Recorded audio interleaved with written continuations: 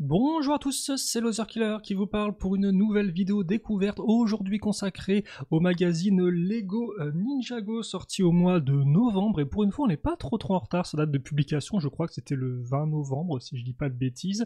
Donc le magazine qui va coûter comme d'habitude 6,99, trouvable en marchand de journaux, espace presse dans les bureaux de tabac mais aussi dans les hypermarchés ainsi que dans les magasins culturels type Cultura. Et donc, comme d'habitude, vidéo découverte, on va découvrir ensemble le contenu du magazine ainsi que la figurine qui sera incluse, le jouet qui sera le guerrier au masque de loup, et à commencer déjà, non pas par la figurine, mais par la carte. Donc une nouvelle carte à jouer et à collectionner, édition entre guillemets limitée, c'est la numéro 30, comme vous pouvez le voir, elle est issue de la série 7. Alors, attendez, on va juste, là encore, zoomer dessus, afin que vous puissiez bien la voir. Donc c'est Raz en édition limitée. Je vous rappelle que la série 7 est directement liée à la première saison de Dragon's Rising. C'est pour ça qu'on retrouve Raz dans sa tenue de l'Imperium, et non pas dans sa tenue de guerrier loup, entre guillemets, vu qu'effectivement ça c'est saison 2. Donc une carte plutôt jolie avec le petit contraste bleu qui fonctionne bien, enfin qui complémente bien le doré, voilà.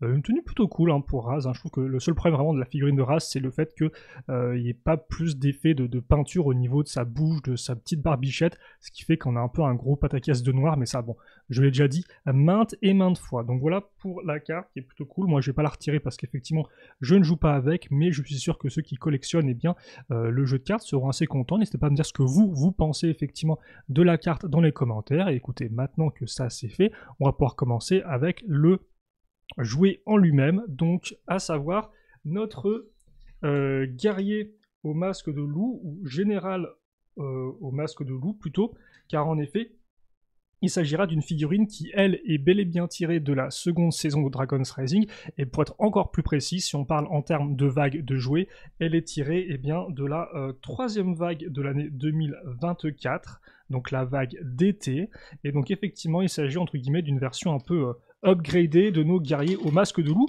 qui sont les antagonistes principaux, pour rappel, de l'année 2024 pour les ninjas. Donc on en a eu effectivement pour les 3 vagues de modèles, donc celle sortie en janvier, en mars et donc effectivement en juin. Sauf que là effectivement c'est une version un peu, je sais pas si on peut dire mise à jour, mais une version un peu plus vénère. Alors hop, je vais rapprocher ça. Voilà. Et donc effectivement cette version un peu plus énervée, si je puis me permettre, elle est maintenant, alors auparavant, effectivement, les figurines étaient avant tout bleu foncé. Là, on va être dans du métal foncé avec des armures assez présentes, argentées avec bien sûr le petit logo loup ici, et surtout des sortes un peu de glyphes rouges qui vont ressortir un peu comme des taches de sang. Et ça d'ailleurs, ça se reflète bien avec les pièces d'armure un peu de griffes là qu'on a tout autour de l'armure et aussi au niveau des pieds. Ça, on avait déjà un peu ces motifs là, avec la première version, c'est guerrier au masque de loup. Et l'arrière, idem avec vraiment le logo rouge, un peu rouge champ.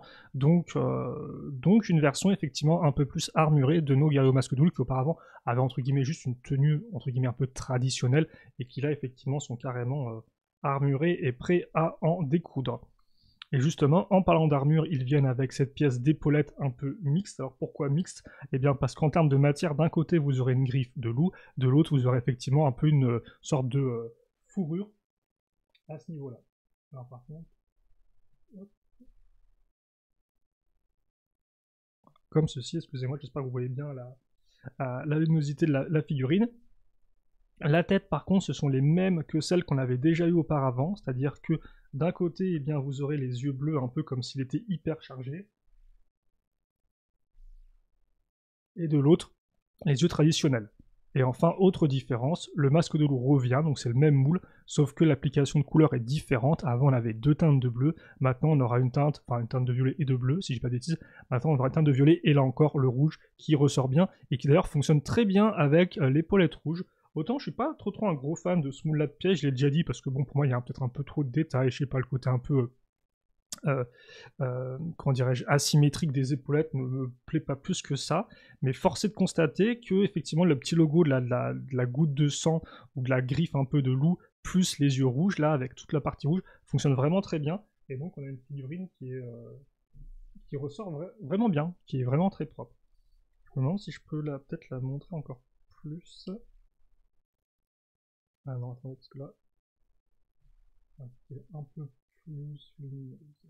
Et donc il faut savoir que, et donc enfin, elle vient avec quand même sa petite lame. Comme ceci. Donc la lame bicolore qui est extrêmement cool, qui elle par contre n'a pas attendu la vague de juin pour arriver, je crois qu'elle était disponible dès la vague de... Alors j'ai envie de dire janvier, mais je me demande si c'était pas mars. Dans les commentaires là encore, vous pourrez me reprendre éventuellement si je me trompe. Et donc voilà notre figurine au complet. Et donc il faut savoir, pour ceux qui se demandent où est-ce que je pouvais trouver cette figurine auparavant, est-ce qu'elle est rare effectivement, parce que c'est ça aussi qui est plutôt cool avec le magazine Ninjago, c'est que certes, le prix est quand même relativement élevé, on parle quand même de 7 € pour le magazine, quoi, pour une vingtaine de feuilles et une figurine. Néanmoins, il arrive effectivement que les figurines incluses ne sont apparues auparavant que dans des sets vraiment rares. C'était le cas, je crois, par exemple, la dernière fois, le mois dernier, avec Zane, la figurine de Zane. Et bien, sachez que cette figurine-là, donc avec exactement cette épaulette, cette arme-là, elle n'est apparue que dans un set. C'est le véhicule combo des ninjas, donc l'espèce de Ultra Stealth Raider remis au goût du jour, sorti donc effectivement dans la dernière vague, hein. Et bien c'est le seul modèle, si je dis pas de bêtises, où vous pouvez trouver exactement cette version-là, donc de cette figurine-là qui est appelée le Général au masque de loup, ou Général Gary au masque de loup, bref.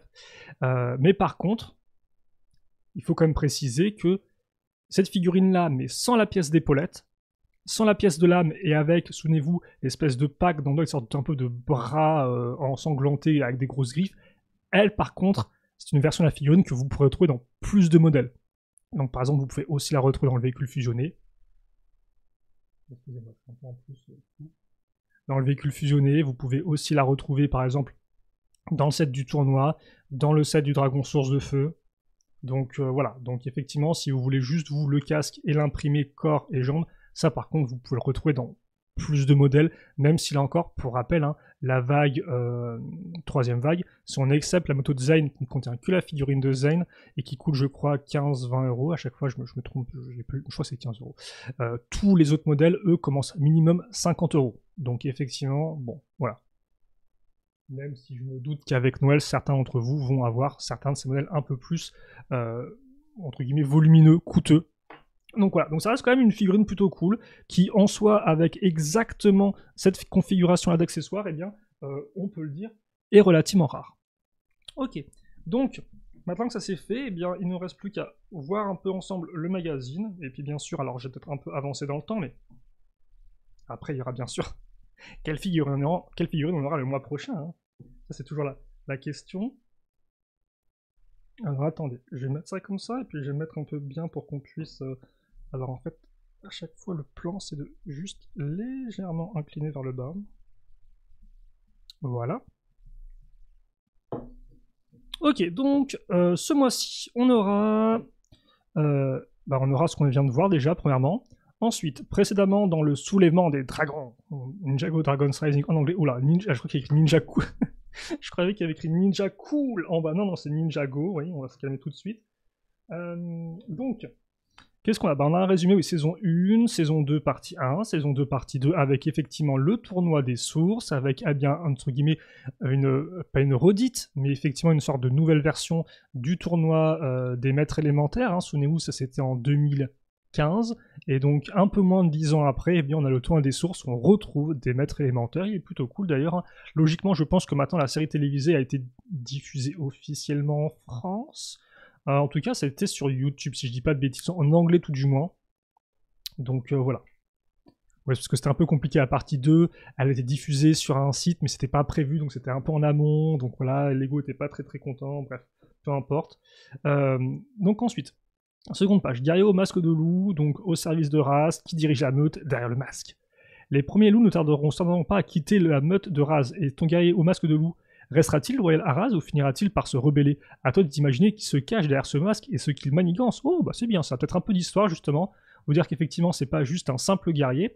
Et d'ailleurs, tiens, j'avais zappé de parler de ça, mais pour ceux qui se demanderaient, est-ce qu'on a eu beaucoup effectivement de méchants dans les derniers magazines Lego Ninjago?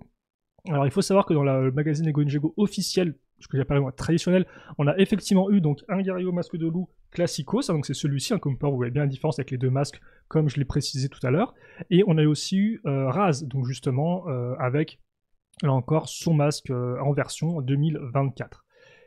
2024, partie 1, parce qu'effectivement, chacun des grands méchants, donc Cinder, Jordana, Raz, ont eu chacun 2 versions, si je ne dis pas de bêtises, cette année.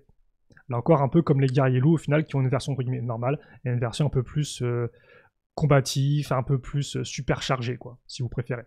Il y a peut-être un nom pour ça, donc excusez-moi, je sais pas le nom officiel, c'est pas très très grave. Et par contre, effectivement, dans le magazine Legacy, vous avez eu un autre guerrier au masque de loup, mais cette fois-ci qui a l'espèce de capuche, et donc pas le masque en lui-même, ainsi que Cinder, justement. Donc ça fait 5 figurines de méchants avec les 2 magazines confondus. Donc voilà, donc je vous laisse lire ça un peu, effectivement, il n'y a pas plus tranchant, l'âme de la lune de sang. Effectivement, la lune de sang. C'est vrai que j'ai pas forcément les termes, parce que moi j'ai vu la partie 1 et 2 de la saison 2, bah en fait, une seule fois, j'ai pas trop regardé ensuite. Donc il y a moyen qu'effectivement il y a des trucs qui m'échappent. Alors encore n'hésitez pas à me reprendre dans les commentaires si je dis des bêtises, c'est pas très très grave. Je vais dire un faux magazine, mais ça fait un peu faux site internet aussi. Et donc là, effectivement, ça parle du tournoi des sources, donc avec effectivement Robbie, qui est l'organisateur un peu jeune 2.0, génération TikTok insupportable, et Blecht, qui est bien sûr un vieux, voilà, qui est juste « je suis vieux », et voilà. Vieux et agaçant, et dans les traditions, bref, on a compris le délire. Donc voilà, le défi, les duels, les participants, plus de 20 mètres élémentaires. Donc bon, tout ça, bien sûr, je vous laisse le lire et le découvrir avec le magazine. L'idée n'est pas non plus de tout vous lire. Non, en fait, je pense qu'en plus, vous pouvez mettre pause avec la caméra maintenant. Elle est d'assez bonne résolution pour que vous puissiez mettre pause et voir un peu et lire par vous-même si ça vous arrange. Petit jeu, pas d'invitation, pas d'accès. Ah bah ça effectivement, c'est plutôt cool, ça reprend le début de la partie 2, quand ils se rendent au tournoi. Là encore, je vais pas non plus spoiler pour ceux qui n'auraient pas vu la saison, je vous laisse regarder ça par vous-même, mais effectivement, avec ces petits personnages-là, ça reprend totalement ça. Une pub pour Lego Friends. Lego Friends, il y a une application peut-être. Bref, voilà. La petite bande dessinée. Donc il est encore full tournoi des sources. Hein. Vous pouvez le voir avec les vêtements appropriés, effectivement. Quoique, peut-être ces vêtements-là, ils étaient déjà de la partie 1, je me souviens plus. De Harin. Et d'ailleurs, son pote qui est là, mais là encore, ça, je n'en dis pas plus. Et d'ailleurs, le reste de la BD, je vais vous le laisser lire par vous-même. Donc ça se trouve, c'est des événements qui se passent. Ah, quoique, en fait, c'est aussi un peu flashback, tiens. Ça peut être intéressant. C'est ce que je dis, en fait, à peu près à chaque fois. Ah, c'est rigolo, ça, tiens. Ils ont mis un fils de Garmadon. Bon, bah écoutez, vous pourrez voir quelle est leur interaction avec les fils de Garmadon dans cette super BD, si vous achetez vous-même le magazine. Une page de pub. Enfin, une pub, non, de jeu. Le premier poster, prêt pour le tournoi, donc avec les différents ninjas et leur version, bah, justement, tournoi. Donc les différents maîtres élémentaires. J'allais dire, il y a tout le monde. Oui, il y a tout le monde, parce qu'effectivement, Kai et Jay, pour des raisons que je ne citerai pas, ne sont pas là. Et l'autre, par contre, ça va être le Dragon Source, sorti en 7, le plus gros dragon Lego Ninjago, et même peut-être le plus gros dragon Lego tout court, si je dis pas de bêtises. Un modèle franchement impressionnant pour ceux qui auraient vu la vidéo construction, qui est d'ailleurs bien sûr assez long comme d'habitude. Excusez-moi s'il y a des bruits de fond, alors je pense que le micro les capte pas, mais peut-être, il y a pas mal de vent là dehors, donc bon. C'est bien, nous on est au chaud. Suite de la bande dessinée et fin. 2 pages de jeu. Avec encore des points ninja récupérés tout au long du truc, c'est ça. Ah bah, le jeu sur double page avec le dé, bien évidemment, qui vous fera en plus. En fait, il n'y a pas grand chose, hein. Si, attendez, il y a une seconde page info. Zane versus Zur. Le premier duel du tournoi des sources réserve une grosse surprise. Zane, chouchou du public et maître de la glace, expérimenté, est vaincu par Zur, le maître. Ça spoil. Zur, le maître des réflexes. Les critiques prétendent que le duel était truqué. Ok, donc c'est carrément en fait un résumé de l'épisode 1. Enfin, l'épisode 1, peut-être pas l'épisode 1, mais du premier combat en tout cas. Je sais pas à quel épisode ça correspond dans la partie 2, bien évidemment. Ok, donc ouais, vraiment les pages info, c'était les explications des règles du tournoi avec les introductions de Robbie et de son oncle, je crois. Et l'autre, c'est le premier combat, quoi. Donc c'est vraiment genre... voilà, il n'y a même plus besoin de faire des vidéos impressions d'épisodes, en fait. Hein. Le magazine le fait à ma place, c'est très bien. Des jeux, et c'est fini. Bah, c'est fini ou pas? Enfin, c'est presque fini, parce qu'effectivement... Tada! Ah bah tiens! Le 18 décembre, nous aurons Jay en version escalade. Je me demandais effectivement si on allait avoir tous les ninjas en version escalade, vu que jusqu'à présent on en a eu 4 si je dis pas de bêtises. Zane, Kai, Lloyd et Cole. Ça a mis un peu de temps. Et je me demandais si on allait voir au moins le Jay. Alors autant Niage, là encore, bon... J'aimerais vous dire qu'on aura Nia, qu'on aura les 6, ce sera génial. Mais je sens qu'elle va se faire gruger comme d'habitude. Mais au moins on aura Jay qui a une très belle tenue avec son contraste bleu foncé, bleu clair. Là encore, comme les tenues escalades sont apparues uniquement dans la seconde vague de l'année et qu'il y avait genre 6 modèles, je crois, ou 5, ça reste des figurines relativement rares, ou en tout cas qui ne sont apparues que dans un modèle généralement. Alors je sais plus si c'est le cas pour Jay ou pas. En tout cas, voilà. Et donc, il aura des doubles turbo-piolets de foudre. Alors, c'est pas des doubles piolets de foudre, non, c'est des doubles turbo-piolets. Donc, c'est-à-dire qu'effectivement, tu les tiens et ils turbinent, je suppose, ils vont ultra vite. Il escalade très très vite, Jay. Après, il escaladera que dans vos scènes de jeu à vous, parce que je peux vous dire que dans la série, il escalade pas des masses non plus, quoi. Donc, ça, c'est voilà. Par contre, il y a toutes les solutions à chaque fois que je montre. C'est pas voulu. Des pubs pour Legacy, pour d'autres magazines, voilà. Ah oui, en plus, c'est des pubs un peu... J'allais dire daté. Mais oui, c'est daté. Il me semble pas qu'on ait eu ce... Ça, c'est... Voyons. Ninjago Core 2023. On est passé à autre chose, quand même, depuis. Mais il me semble que non, il y a peut-être... L'avant-dernier magazine, peut-être Legacy, on a eu... Ils nous ont refilé à nouveau un personnage... du... Comment ils appelaient ça, déjà? C'est pas l'armée des squelettes, elle a un nom, je crois. Non, plus spécifique. C'est terrible, hein. Plus ça avance, moins je retiens les noms officiels... L'instinct qu'ils vont penser, est-ce que Loser Killer est vraiment un vrai fan de Ninjago? Il ne connaît même pas les noms. C'est terrible. Aïe aïe aïe. Attendez, je vais le mettre là-bas. Et je vais plutôt faire un zoom en fait, parce que le truc c'est que... Le problème avec mon setup, c'est que ma lumière elle éclaire genre vachement là-bas. Donc tout là-bas. Mais elle éclaire pas devant moi. Et en fait le problème c'est que souvent je suis devant ici quoi. Bref. 3615 ma vie, ça c'est une bonne référence de ma génération aussi. Parce que je pense pas qu'il y ait beaucoup de gens qui connaissent le Minitel parmi ceux qui me regardent. Le Minitel c'était une création française qui est entre guillemets un peu, pas un ancêtre, mais une sorte d'alternatif à un ordinateur si vous voulez. C'était un mélange entre un ordinateur et un téléphone. Il y avait des sortes de sites web un peu la même façon, c'était très rudimentaire. Vous pouvez... Voilà. Hop, oh bah c'est parfait ça par contre. Vous pouvez vous amuser à chercher Minitel peut-être sur YouTube. Si vous voulez connaître un peu la culture technologique française. Et donc effectivement, les pages sur le Minitel, donc comme des pages internet, c'était 3615, donc c'est un code, 3615 quelque chose, quoi. Voilà. Par exemple, la chaîne de télévision TF1, elle avait son truc Minitel, c'était peut-être 3615 TF1, quoi. Tu appelles ton Minitel et ça te connectait à la page, quoi. Bref, je sais pas pourquoi je parle de ça alors qu'on est sur Ninjago. Donc, voilà, notre magnifique général masque de loup. Donc, bah écoutez, j'ai l'impression que c'était effectivement le numéro d'introduction du tournoi des sources. J'ai pas l'impression qu'ils ont parlé avant, ou peut-être qu'ils l'ont teasé. Je me souviens pas du magazine du mois dernier, je vous prie de m'excuser. Voilà quoi, je ne retiens pas ce genre de choses. Et donc effectivement, introduction au tournoi, le général, plutôt cool comme je vous l'ai dit, parce que effectivement, l'imprimé du masque, l'imprimé jambes et corps, vous l'avez dans d'autres figurines, dans d'autres sets, hein, peut-être 3-4, mais c'est vrai qu'effectivement, cette configuration-là précise, et surtout, en fait, je me demande si l'épaulette de couleur rouge, elle n'est pas exclusive à ce bonhomme-là, surtout parce qu'il me semble que Cinder et effectivement Jordana ont aussi cette pièce d'épaulette, mais pour moi, ils l'ont en argenté et pas en rouge. Et donc, il y a moyen, effectivement, que, bon, au moins la pièce d'épaulette rouge, elle peut être plutôt rare. Là encore, n'hésitez pas à me confirmer ou à m'infirmer ça dans les commentaires. Et puis, bah, écoutez, pour le reste, nous, on va se retrouver donc très prochainement. Alors, en décembre, logiquement, on a effectivement le 18, le nouveau magazine Ninjago, et je crois que peut-être un peu avant ça, on aura le magazine Legacy là-dessus, et qui, peut-être en fait, c'est le magazine Legacy du mois à venir qui va nous faire revenir sur des guerriers squelettes de l'enfer. Peut-être. Peut-être.